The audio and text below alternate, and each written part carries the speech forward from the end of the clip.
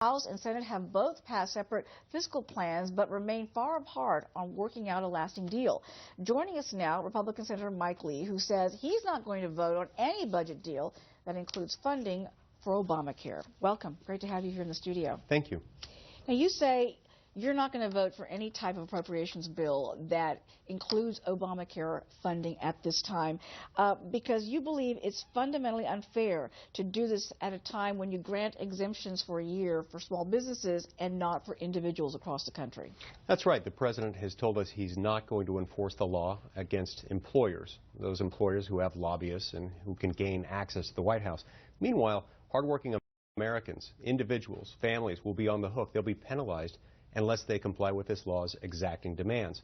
So what I'm saying is the president's telling us he's not going to implement the law completely because he's not ready, because it's too complicated. He can't. If that's the case, if he's not going to follow the law, the American people shouldn't fund it. And so that's what I intend to do, is follow that command from the American people. Don't fund it, especially because he's not ready to follow it. Some are questioning why tie the funding for Obamacare to any type of appropriations measure. It's the one power that Congress still has and very jealously guards, is the power of the purse. And so in order to fund something, you have to go through the House and you have to go through the Senate. And what that means in our current Congress is you're going to have a lot of Republican votes. Republicans and now some Democrats are recognizing that this law has got some serious problems. It's certainly not ready to be implemented. Those of us who believe that need to put our money where our mouth is and say we're not going to fund it. What do you think is the reason really behind delaying the implementation of Obamacare for small business at this time? You know, it's difficult to say. The White House didn't offer much by way of explanation, but the cynic would argue that this has a lot to do with partisan political considerations.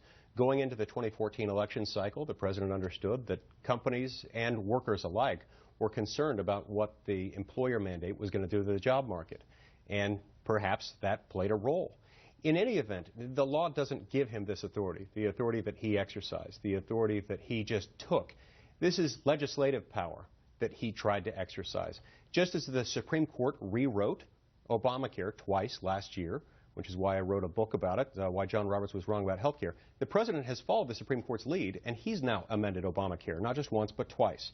That's wrong. It was wrong for the court to do it, it's wrong for the president to do it, and Congress shouldn't fund him in that effort.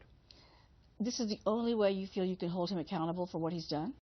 It's the only way we can hold him accountable. This is our last stop. The continuing resolution, which expires September 30th, will have to be replaced. This continuing resolution debate is the last stop before Obamacare kicks in full force in January 1st, 2014. So if you're against Obamacare, you've got to be against funding for Obamacare. And behind all this backdrop, so many people are saying the implementation of this is so convoluted. It's so hard for people to really understand how this is supposed to be put into place at a time when some of these businesses are struggling to stay afloat. Businesses are struggling to stay afloat. And importantly, remember what we heard from the Teamsters and from two other big unions this week. They, who backed the law, are now saying, look, this is a problem. We've got broken promises from the White House. They said we'd be able to keep our own doctor if we wanted. We'd be able to keep our health insurance plan if we wanted. The administration's backing away from that because the law makes that impossible. And so this is no longer simply a Republican issue or a conservative issue. This is an American issue. And those who are concerned about Obamacare's implementation, those who understand, as the president has now conceded, that this law is not ready to be implemented, should demand that their members of Congress in the House and in the Senate should refuse to vote for any continuing resolution or other appropriations measure that funds Obamacare. Really quickly, you think the GOP is going to hold firm and hopefully get more Democrats on board?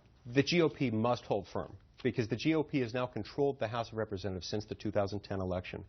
The GOP-controlled House has continued to authorize funding in continuing resolutions for Obamacare. There were reasons for that. They thought the Supreme Court might take care of it. They thought we might win the presidential election. That hasn't happened. This is our last stop. This is our last opportunity to stop Obamacare. Senator, pleasure. Thank you for joining us today.